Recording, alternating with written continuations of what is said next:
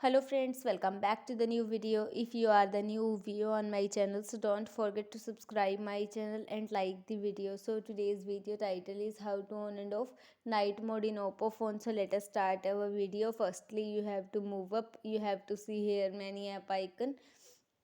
Click on the setting icon first, then you have to see many options. Scroll down and click on the display and brightness option. Now you have to see here many options. Click on the night mode option if you want to on night mode, so click on that. After that you have to see result. In this way night mode is on in your mobile phone, and if you want to off night mode, so click on here and you have to see result. In this way night mode is on and off in your mobile phone, like that. So I hope this video helps you, so please subscribe my channel and like the video.